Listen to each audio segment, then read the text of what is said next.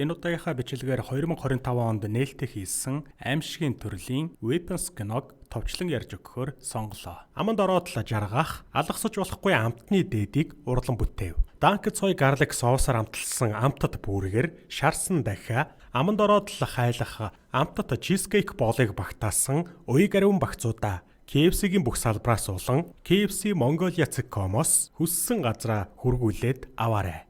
Мөч бүхэн амттай.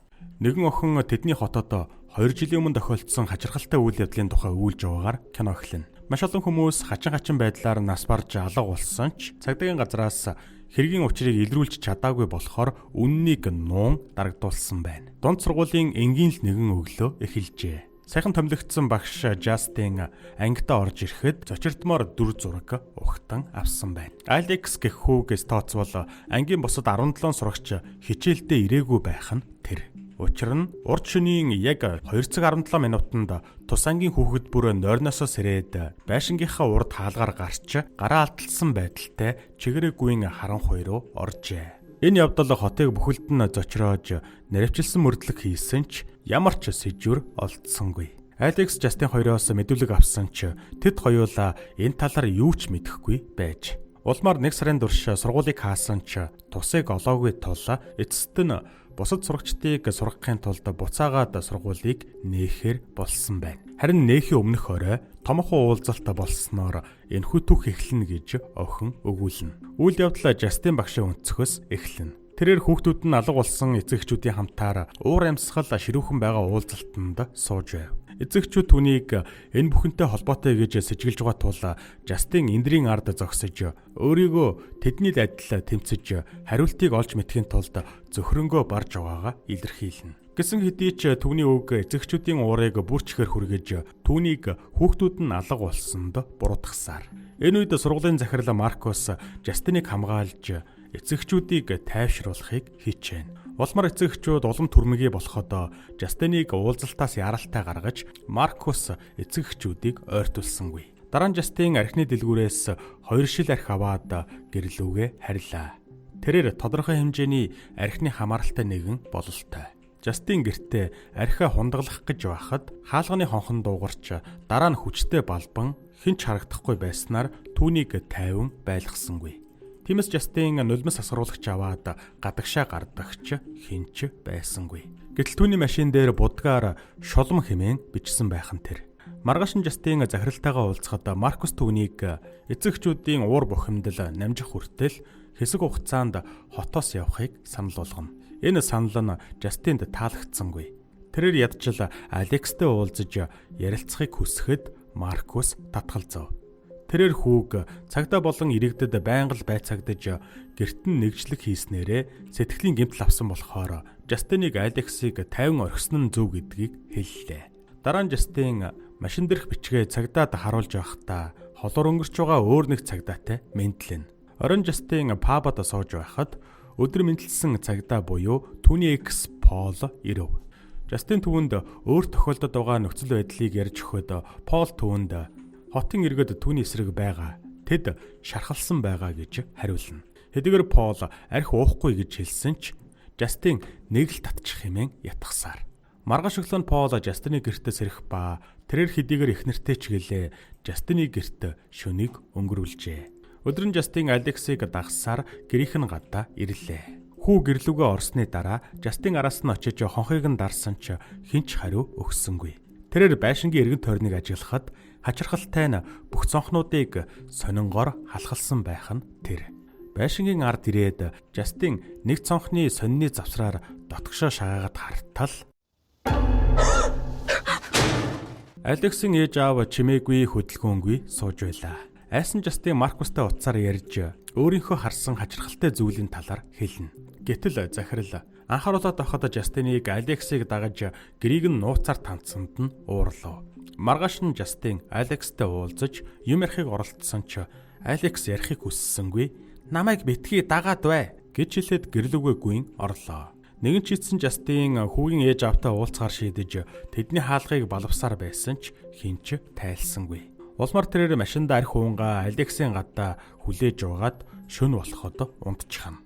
Энэ үед нэгэн хачин эмэгтэй байшингаас гарч ирэн хайч барьчихсан хачин байдалтайгаар алхан Жастины машин руу ойртсоор. Харин Жастин унтсаар. Гэтэл эмэгтэй машин руу орж ирэн Жастины үснээс хайчлан авах нь тэр. Үйл явдал алга болсон хүүхдүүдийн нэг Мэтьюгийн аав Арчерийн өнцгөөс үргэлжлэнэ. Тэрээр алга болсон хүүгийнхээ араас харамсаж хүүгийнхээ байшингаасаа гүйж гарсан бичлэгийг үзэн ямар нэгэн сэжвэр олдно гэж найдсаар. Арчер цагдаагийн газарт очиж дарагтай нь уулзсан мөрдлөг яагаад ахицгүй байгааг, яагаад Жастиныг баримтлахгүй байгааг асуухад дарга чадах бүхнийг хийж байгаа гэдгээ Жастины хувьд энэ хэрэгт холбоотой гэсэн ямар ч сэжвэр байхгүйг тайлбарлав. Оройн тэрээр сургууль нэхийн өмнөх оройн уулзалтан дээр хамгийн түрүүнд Жастиныг уг асуудалд буруутгаж бусад эцэгчүүдийг уриална. Уулзалтын дараа Арчер Жастиныг дагаж гэрийнхэн гадаа очих ба тэрээр тэдний хаалгыг нь балбаж машин дээр нь шулам гэж бичсэн хүн гэдэг нь тодорхой болно. Маргааш нь Арчер ажилдаа явхаар гэрээсээ гарахдаа тэрээр хүүгийнх нь алга болохдоо гүйсэн яг тэр зүгт цамхаг байгааг анзаарав. Улмаар түүнд шинэ санаа төрж хотын газрын зураг дээрх өөрийнхөө байшинг цамхагтай шугамар холбон зурж тэмдэглэлээ. Өдөр нь тэрээр өөр нэг хүүхдээ алдсан гэр бүл дээр зочилж хүүхдийнхээ гэрээсээ гүйж гарсан бичлэгийг үзүүлэхийг хүснэ.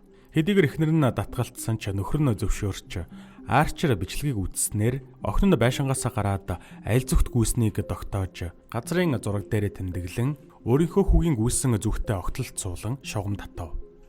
Дараа нь тэрээр явж байхдаа Жастин шатхуун авч байгааг анзаарч түүнтэй уулзахаар очлоо. Арчер түүнийг буруутгах гэсэн болохоор Жастин өөрийгөө өмөөрч түүнтэй маргалдаж байхдаа холоос Маркус гараад дэлгэсэн байдалтай өөрсөд рүү нь гүйж явахыг хараад гайхна. Тэгээд ийм зүйл болно.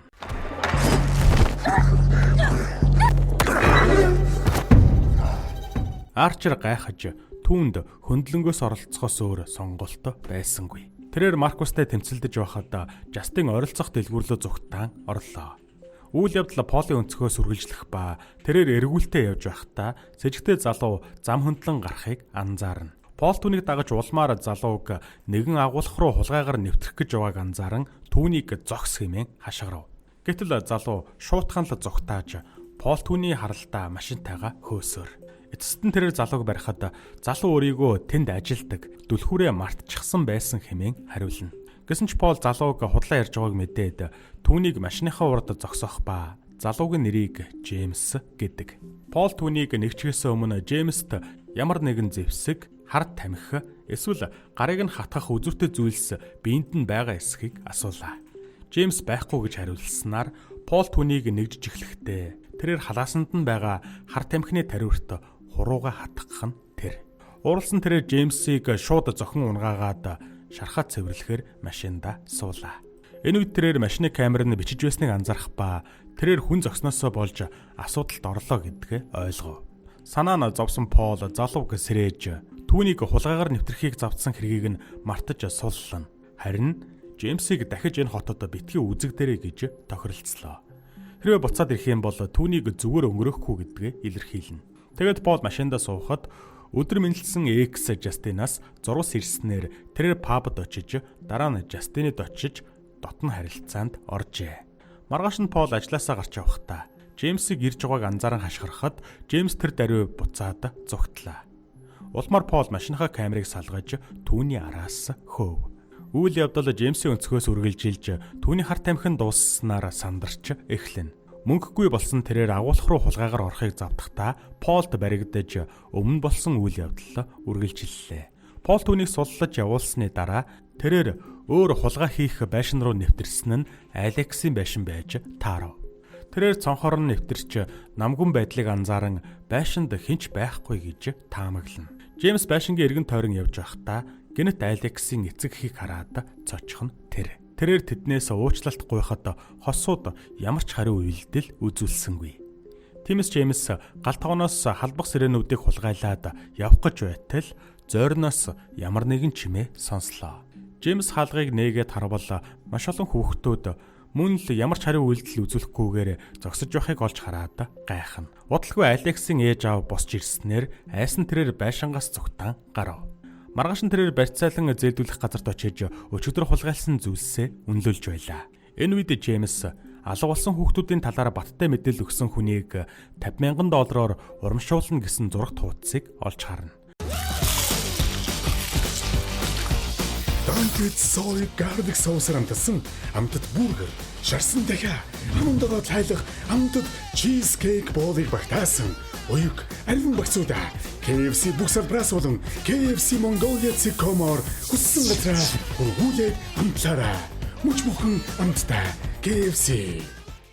Мөнгө олох боломжийг мэдсэн Джеймс утсаар холбогдсон хүүхдүүдийг хаана байгааг мэдэх болохоор мөнгөө яаж авахыг асуув. Гэтэл түүнийг цагдаагийн газарт ирэх ёстой гэж хариулснаар Джеймс цагдаагийн газар руу явхаар шийдлээ. Харамсалтай нь тэрээр Полтой таарснаар тэндээс зугтааж өөрийн байрладаг ойн дундах майхандаа ирэв. Энэ үед Джеймс улаан үстэй нүрээ итгээд будсан хачин эмэгтэй түн рүү сонин байдлаар даллаж байхыг анзаарч айсан тэрээр майхандаа орон энэ бүхэн бодит биш хэмээн өөртөө хэлсээр. Хэсэг хугацааны дараа тэрээр майхныхны гадаа хэнийгэн ирэхийг анзаарч өөрийгөө хамгаалахын тулд тариуруудаа атхан дайрахад бэлдлээ. Майхан нэгтгэхэд ийм зүйл болно. Уралсан Пол түн рүү буу чиглүүлэхэд айсан Джеймс алга болсон хүүхдүүд хаана байгааг мэднэ. Тиймээс цагдаагийн газарт очсон гэдгийг тайлбарлав. Пол түнд итгээгүй тул Джеймс хүүхдүүд эндээс холгүй байшингийн зойронд байгаа гэдгийг баталлаа. Дараа нь тэд Алексийн байшинд ирээд Пол Джеймсийг машиндаа үлдээн байшин руу явна. Тэрээр хонхыг дарахад хэнийг нь түүнийг дотгошоо оруулав. Орой болоход Пол байшингаас гарч ирээгүй байх ба Джеймс гайхан гарчиж чадахгүй хүлээсээр. Удалгүй Пол байшингаас гарч ирэн хачин байдалтай машин руу ойртсоор Джеймсийг барьж аван байшин руу чирээд явлаа. Үйл явдал Маркусын өнцгөөс үргэлжилж тэрээр супермаркетад Жастинтэй уудсаар ярьсаар. Жастин түүнийг Алексийн байшинг шалгахыг шаардахад Маркус татгалзаж хүүг хэдийнэ сэтгэлийн гэмтэл авсан гэдгийг тайлбарлана. Жастин Алексийн эцэгхийг харчхаад машинтайгаа уудсаар ярьж байсан тэр үе гэсэн үг. Гэсэн ч Жастин үргэлжлүүлэн шаардсаар байсан тул эцэст нь Маркус хүүгийн эцэгхийг дуудаж уулзахаар боллоо. Дараа нь Маркустай уулзахаар өнөх ойн дунд Джеймсийн харсан учир битүүлэг эмэгтэй хурч ирэв. Эмэгтэй өөрийгөө Алексийн наг зэгч Галадис хэмээн танилцуулна. Маркус өөрийгөө Алексийн эцэг эхтэй нь ярилцах хэрэгтэй байгаагаа тайлбарлахад Галадис тэднийг өвчтэй гэрээсээ гарах боломжгүй байгаа гэдгийг мэдгдлээ. Улмаар Маркус байшинг нь очиж шалгах хэрэгтэй. Үгүй бол хүүхэд хамгааллынхан энэ асуудалд оролцох шаардлагатай болно гэдгийг хэлснээр Галадисыг илт бухимдуулна. Энэ үед Галадис хажуудаа байх Маркусын туузнуудыг анзаарав. Дараа нь Маркус хамтран амьдрагч Тэритэйгээ гэртээ амарч байтал хонхон дуугарлаа. Маркус хаалга нээхэд Галадис байж таарах ба тэрээр энэ хүртэл түүнтэй уулзахаар ирэхдээ ядарснаа тайлбарлаж ус өгөхийг хүснэ. Маркус татгалцсан ч Тэри ус өгөхийг зөвшөөрч Галадисыг дотгошоо оруулав. Дотор ороод Галадис ус хийх аяга биш сав өгөхийг хүсч өөрийнх нь өрмөц зуршил хэмээн тайлбарлана. Тэгэд Галадис Маркусыг хүүхэд хамгааллынхантай холбогдоогүй байгаа гэдгийг мэдснийхээ дараа Маркусын өрөөнөөс авсан туузаар оруулсан мөчөр гаргаж ирлээ. Гэнэт тэрээр мөчрөөр гарын алгаа зүсч дараа нь Тэригийн үснээс тайрч авах нь тэр. Маркус 911 рүү залгах гэхэд Галадис хонх дуугаргаснаар тэрээр ховсдуулсан байдалд шилжинэ. Энэ үед Галадис Тэригийн үсээр өнөх мөчрөө ороож хоёр хэсэг болгон хугалснаар Маркус хачин байдалтай боллоо. Тэрээр Тэри рүү дайрч түүн рүү хар шингэнээр бөөлжиж эцэст нь түүний нүрийг мөргөж эхлэв. Маркус Тэригийн нүрийг цөмөртөл мөргөж байхад Галадис Жастинаас тайрч авсан үсээр мөчр орон хугалснаар Маркус Жастин руу улангассан байдалтай гүйн одлоо. Хотын гудамжаар Маркус гараа дэлгэсэн байдалтай гүйсээр эцэст нь шатхан түгээгүүрийн газарт хүрч Жастин руу дайрснаар Арчер түүнтэй тэмцэлдэнэ. Жастин дэлгүүрт орсны дараа Арчер түүнийг тогтоон барьж байгаач Маркус өөрийгөө суллан дэлгүүр рүү орлоо. Маркус Жастин руу дайрах үед Арчер түүнийг хажуугаас нь дүлхэж хөргөгч мөргүүлснээр Арчер гараа гэмтэв. Энэ хооронд Жастин дэлгүүрээс гарч машинтайгаа зугтаахад Маркус үргэлжлүүлэн түүний араас хөөнө. Үүнийг харсан Арчер тэдний араас машинтайгаа хөдөллөө. Гэтэл Маркус зам хөндлөн гүйж байтал Маркус машинд дайруулснаар зам дээр тархин задарсан байгааг Арчер харна. Дараа нь Арчер шархаа амжилуулж Жастинтэй уулзахад тэрээр өөрийг нь хамгаалсанд талархлаа илэрхийлв. Тэд энэ хачин нөхцөл байдлын талаар ярилцаж Арчер хүүн алга болохоос өмнө Маркус шиг байдалтайгаар гараа дэлгэн гүйсэн гэдгийг илчиллээ. Тэгэд Арчер түүнд газрын зураг дээр зурсан хүүхдүүд нь гүйсэн шугамын огтлцлыг харуулхад Жастин гайхаж Алексийн байшин ойролцоо байгааг заана. Үйл явдал Алексийн өнцгөөс үргэлжилж сургууль дээрээ даруй төлөв хүүг Арчерийн хүү Мэтью дээрлэхнэ. Хичээлийн дараа Алексийг аав навч нах цагч Галадис нь өвчтөй байгаа болохоор өөрсдөдтэй амьдрахаар ирж байгаа гэдгийг хэлв. Оройн Алекс өрөөнийхөө цонхоор нах цагч Галадис гэгч нь ирж байгааг харлаа. Маргааш өглөө тэрээр сонирхол нь төрж Галадисын өрөө рүү шаагайна. Хүү улаан хиймэл үс ургамал байхыг анзаарч удалгүй өрийг нь ширтэж байгаа сул дор Галадисыг хараад айв. Өдөр нь хичээлийн дараа Алекс аавыгаа авахыг хүлээсэн ч гайхмаар нь аав нь ирсэнгүй. Алекс гэртээ ирээд тэрээр хачин байдалтай нүр туллаа. Түүний эцэг их хачин байдалтай ширээний ард суух ба Европч шиг хоолойны сонин өнгөөр ярина. Үүгэрч зогсохгүй Галадис хурч ирэхэд тэрээр өглөөнийхөөс илүү биеийн сайжирсан бас илүү залуу харагдав. Тэрээр Алекст бүх зүйл зүгээр гэдгийг ойлгуулахыг хичээсэн ч хүү ямар нэгэн зүйл биш байгааг мэдэж байлаа. Маргааш өглөө Алекс бууж ирэхэд ээж аав нь байрандаа суусаар байх ба Галадис түүнийг ширээнд суухыг шаардана. Галадис хүүг өөрийг нь энд байгааг эцэг эх нь ямар байдалтай болсныг сургууль дээрээ хэнд ч хэлж болохгүй гэдгийг анхааруулв. Алекс хариу өгөхгүй байсан тул Галадис мөчөртэй зан үйлээ хийж хугалснаар ийм зүйл болно.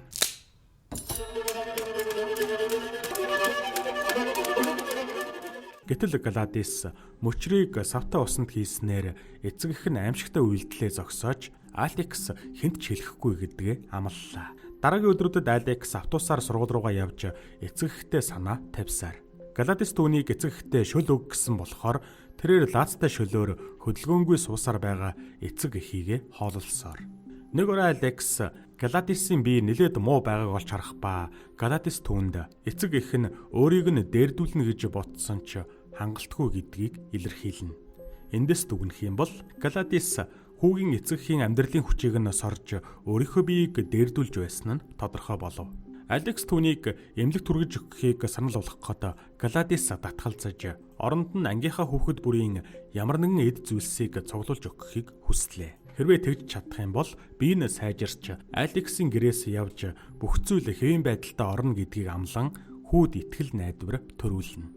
Маргааш нь Алекс биеийн тамирын хичээлийн үеэр ангидаа ганцаараа орж сурагч бүрийн хайрцагны нэрнүүдийг нь хуулж цуглуулв. Шөнө Алекс 2 цаг 15 минутанд сэрэх ба тэрээр Галадисыг өөрийнх нь авчирсан нэрнүүдийг ашиглан зан үйл хийж явахыг хараад гайхлаа.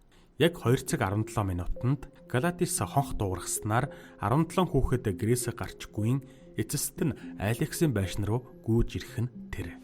Ийхүү маргааш нь Алекс сургуультай ганцаараа ирж Жастин багш ангид орж иржээ. Дараа нь цагдаа нарт мэдүүлэг өгөхдөө Галадис аавыг нь ховстон дагуулж цус харвсан гэж мэдгдсэн ба Алекс тэдэнд юу ч мэдэхгүй гэдгээ хэлсэн байна. Дараа нь Галадис хүүхдүүдийн үсийг нь тарин авч зан үйлхийн байшингаас түр шилжүүлснээр цагдаа нар нэгжлэг хийхэд юу ч олдоогүй байж. Энэ өдрөөс хойш Галадис хүүхдүүдийн амьдралын эрч хүчийг нь сорж бие нь илт сайжирч байхад Алекс тэдэнд санаа тавьж шөлөөр хоололсоор. Нэг өдөр Алекс гэртээ ирэхэд байшингийнх нь гадаа цагдаагийн машин байгааг анзаарч дотгошоо ороход Пол Джеймс хоёр ховстуулсан байдалтай зогсож байхыг харна. Гэтэл Галадис хүүг юма баглахыг даалгаж маргааш өөрсдийгөө явна гэдгийг хэлв. Тэрээр ээж аавыг нь хаалганыхаа үүдэнд зогсоож Алекст давсаар татсан шугамыг давж алхахгүй байхыг анхаарууллаа. Оройн Жастин Арчер хоёр Алексийн байшингийн гадаа яах ёстойгоо гайхан сууж байтал гэнэт байшингийн хаалга нээгдэж Пол гарч ирээд ороод ир хэмээн дохио өгнө. Тэд байшин руу ороход Пол Джеймс хоёр хөдөлгөөнгүй зогсож байхыг анзаарав. Жастин гайхаж Пол руу ойртохдоо шалан дээр байх давсан шугамыг анзааралгүй гიშгснээр Пол Джеймс хоёр гэнэт тэдэн рүү дайрах нь тэр. Дээд давхарт сэрүүн байсан Алекс Галадисын өрөөний үүдний давсыг давж гიშгснээр ээж аав нь түүн рүү улангассан байдалтай дайрлаа. Доод давхарт Жастин Полын нүрийг ногоо арилгагчаар гуссан ч нэмэр болсонгүй. Харин Джеймс Арчер руу яаж ч зодуулсан ухаангүй дайрсаар. Ийхүү тэмцэлтсээр эцэст нь Арчер Джеймс хоёр зойрны хаалгыг цөмлөн орлоо. Энэ үед Арчер эцэст нь зойрон дуугаа ховстуулсан хүүхдүүдийг олж харна. Дээд давхарт Алекс зүгтааж өрөөндөө орж дотроос нь цойжилсан ч эцэг эх нь хаалга эвдэн үргэлжлүүлэн дайрснаар тэрээр зүгтааж Галадисын өрөөнд орлоо. Энэ хооронд Пол Жастиныг бараг л алах гэж байхад тэрээр түүний бууг нь авч толгойд нь сум зоо. Джеймс ч мөн Арчерыг алах гэж байхад Жастин түүний толгойд ч бас сум зооно. Харин дээр Алексийн эцэг эх нь хаалгыг эвдэхийг оролцсоор. Цөхрөнгөө барсан Алекс Галадисын хиймэл үс мөчрийг нь аван ариун цэврийн өрөөрөө орж дотроосоо төгжөв. Зойронд Арчер өөрийнхөө хүүг хайж байтал гэнэт түүн рүү Галадис дайрлаа. Энэ хооронд Алекс Галадисын хийж байсан зан үйлийг санаж өөрийнхөө хураанаас цус гарган зан үйл хийн. Галадис Арчерыг ховсдсон байх ба тэрээр Жастин руу дайрч түүнийг боомлов. Үүнтэй зэрэгцэн Алекс Галадисын хиймэл үсээр мөчрийг ороож хугалахад Галадис үүнийг мэдрэх ба зойронд байсан хүүхдүүд гэнэт улангассан байдалтай гүйн гарч ирлээ. Улмаар Галадис шуутхан л байшингаас зогтааж хөршүүдийн дундуур зогтаахад улангассан хүүхдүүд замдаа таарсан хаалга хашаа цонхыг цөм мөргөн хөөсөөр. Хөршүүд нь болсон зүйлд зочирдож эцэст нь хөөцөлтөн явсаар хүүхдүүд Галадисыг барьж авна. Алексийн гэрт түн рүү эцэг эх нь улангасан дайрч харин Арчер Жастиныг боосоор. Энэ хооронд харгас хэрцгий болсон хүүхдүүд Галадисын биеийг хідэн хэсэг болгон хуваав. Энэ үед түүний ховс нөлөөлөхөө болж Арчер Жастиныг боохоо болсноор хүүгээ хайхаар мөрөөр нь явна. Энэ хооронд Жастин дээшээ гарч Алексийг эцэг эхээ тэрсэн байдалтай сууж байгааг харлаа. Харин эцэг эх нь ямар ч хариу үйлдэл үзүүлсэн шинж алга. Мөрдөж явсаар Арчер бүх хүүхдүүдийг олоход тэд аимшигтай нөхцөл байдалд хөдөлгөөнгүй зогссоор. Эцэст нь киноны эхэнд өгүүлсэн охин Алексийн эцэг эх хаа нэгтээ шөлөөр хоолсон хэвээр байгаа. Гэхдээ Алекс тэднийг хооллоогүй. Алекс хотыг орхиж одоо өөр нэг сайхан сэтгэлтэй нагцында амьдарч байгаа. Мөн бүх хүүхдүүд гэр бүлтэйгээ нэгдсэн ба тэд уртынх шиг хэвээрээ үлдсэн ч жилийн дараагаас хэдэн үг хэлдэг болсон гэж өгүүлснээр кино төгсдөг.